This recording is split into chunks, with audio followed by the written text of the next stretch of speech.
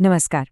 आज हम बात करने जा रहे हैं एक ऐसे टॉपिक पर जो आने वाले समय में ग्लोबल इकोनॉमी का नक्शा बदल सकता है।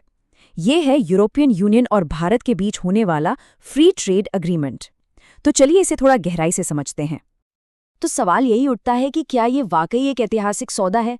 देखिए, जब दुनिया की दूसरी और चौथी सबसे बड़ी अर्थव्यवस्थाएं हाथ मिलाती हैं तो ये सिर्फ एक ट्रेड डील नहीं रह जाती, ये एक बहुत बड़ा ग्लोबल इवेंट बन जाता है।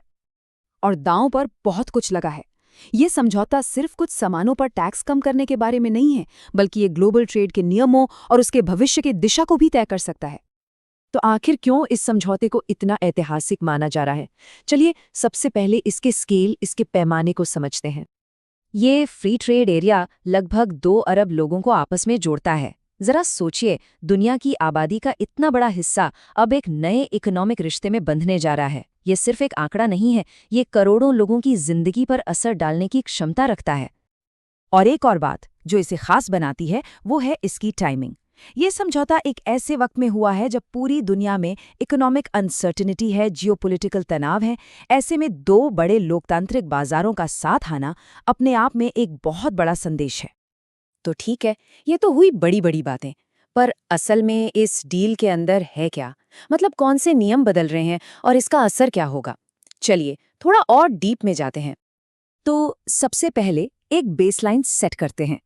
अभी यूरोपियन यूनियन और भारत के बीच जो गुड्स और सर्विसेज का सालाना ट्रेड है, वो जानते हैं कितना है? 180 अरब यूरो। ये एक बहुत बड़ी रकम है और ये समझौता इसी नींव पर खड़ा हो रहा है। अच्छा, अब एक ऐसा आंकड़ा देखते हैं जो इस समझौते का सबसे बड़ा, सबसे धमाकेदार असर दिखाएगा। भारत में यूरोप से आने वाली कारों पर जो इंपोर्ट ड्यूटी लगती थी, वो थी 110%। और अब जानते हैं कितनी हो जाएगी? सिर्फ 10%। ये एक जबरदस्त बदलाव है जो ऑटोमोबाइल मार्केट को पूरी तरह से हिला सकता है। लेकिन ऐसा नहीं है कि ये सिर्फ गाड़ियों की बात हो रही है। मशीनरी पर देखिए, सीधे सीधे 44% की कटौती, केमिकल्स पर 22%, फार्मास्यूटिकल्स पर 11%। मतलब ये एक बहुत ही व्यापक और गहरी डील है।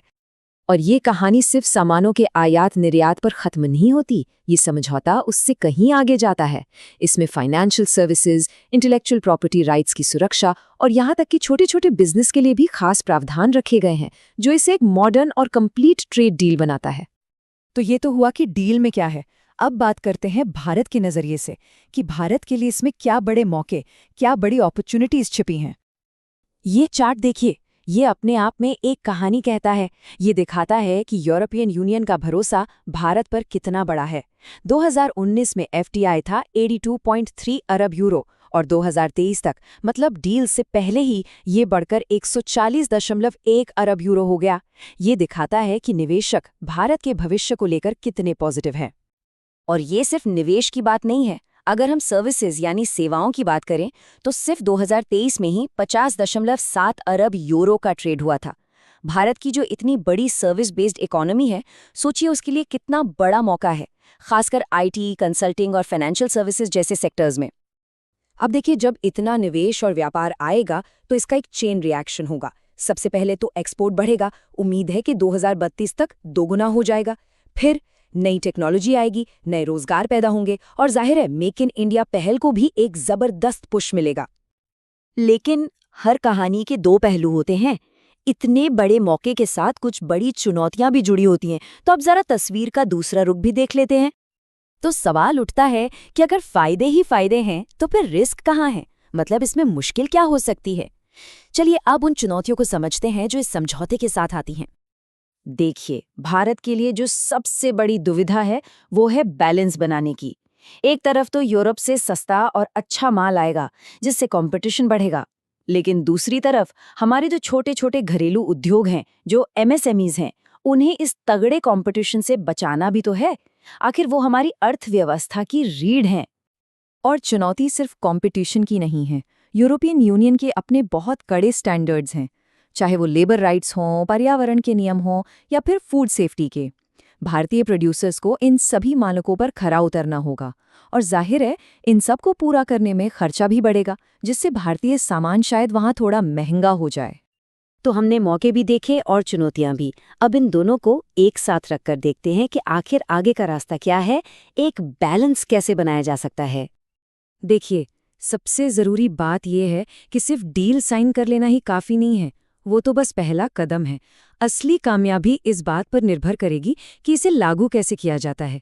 क्या देश के अंदर ज़रूरी सुधार होते हैं? क्या हम अपने लोगों की स्किल बढ़ाते हैं? और क्या हम अपने कमज़ोर सेक्टर्स को बचा पाते हैं?